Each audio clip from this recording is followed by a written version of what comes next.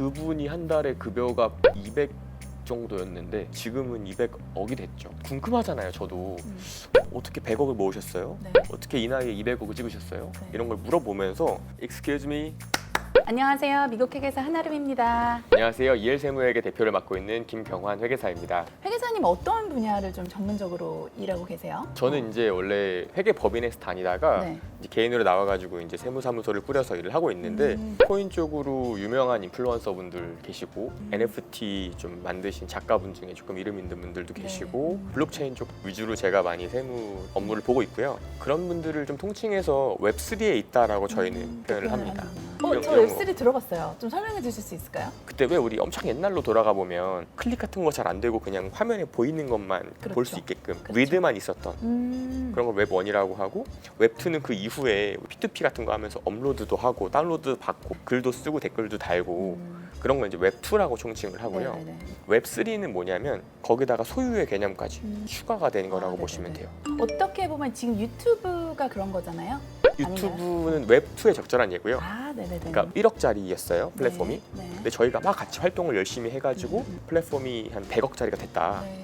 저희가 그 지분의 일부인 뭐 1,000만 원이든 1억이든 돌려받을 수 있어야 되는데 I 그거에 대한 시연은 안 들어오잖아요. 그렇죠. 그런 것까지 주는 거예요. Excuse me.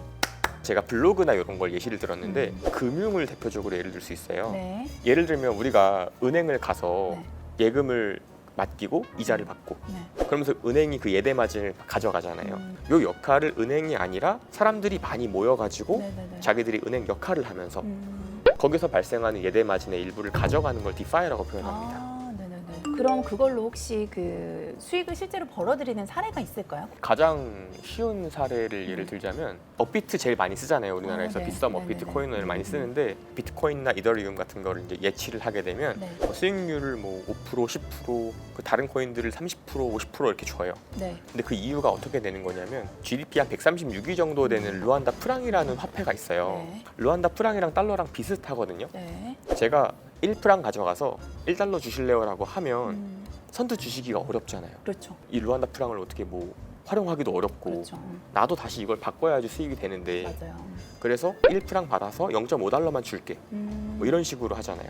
네네. 그러면 이제 0.5달러가 수익이 되겠죠? 그럼 그 수익의 일부를 나눠주니까 알지. 뭐 1년의 수익률이 뭐 20%, 30%, 뭐 100% 이런 식으로까지도 형성이 됩니다. 그래서 거래소들이 이제 어떤 것들을 하냐면 레퍼럴 시스템을 운영을 해요. 예를 들자면 제가 이제 바이낸스라는 거래소에서 실제로 거래를 해요. 네. 그러면서 수수료를 내겠죠. 그럼 제가 또 바이낸스에다가 이제 바이백을 요청을 하면 제가 냈던 거래 수수료의 일부를 네.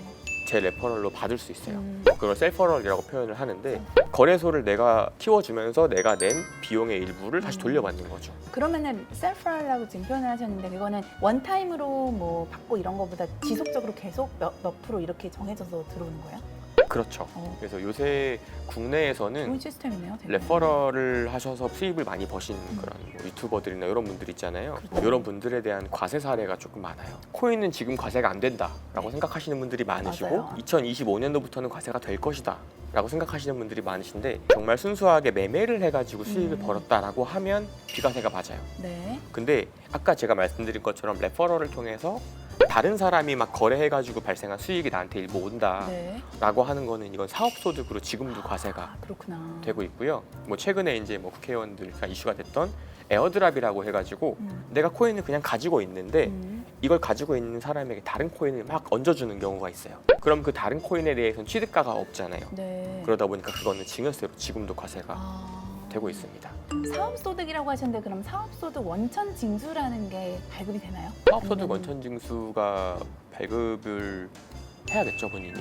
본인이 네. 직접 그러니까 자발 신고네요. 그렇죠, 자발적으로 그렇죠. 신고하는 부분이네요. 네. 이런 부분 미스하시는 분들도 많이 있으실 것 같은데요. 맞아요.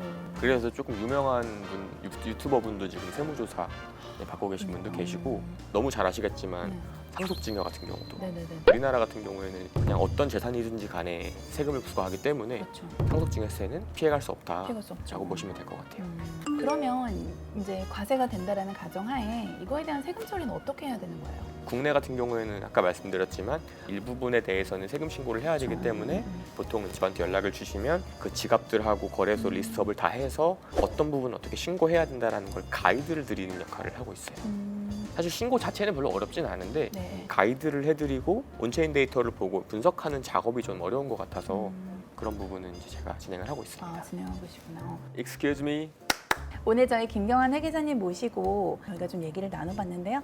과세 체계가 바뀐다는 건 사실 굉장히 큰 변화잖아요. 맞아요. 그리고 워낙 또 블록체인 쪽은 굉장히 컴플리케이티드한 그런 부분이기 때문에 시스템적으로 많이 뒷받침이 되어야만 이게 잘 돌아갈 수 있을 것 같다는 생각이 좀 들어요.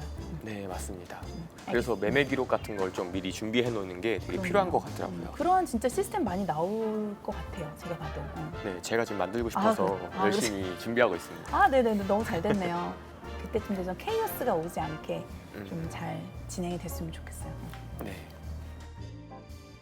올해 처음으로 해외 금융 계좌 그 5억 이상 넘는 그 잔액에 코인도 포함됐거든요. 그러다 보니까는 코인으로 돈을 많이 버신 분들을 많이 상담을 했어요. 네. 궁금하잖아요, 저도. 어떻게 100억을 모으셨어요? 네. 어떻게 이 나이에 200억을 찍으셨어요? 네. 이런 걸 물어보면서 들어봤을 때 어떤 분은 고시원이 이제 그 공용시설이라 전기세를 나누지 않거든요.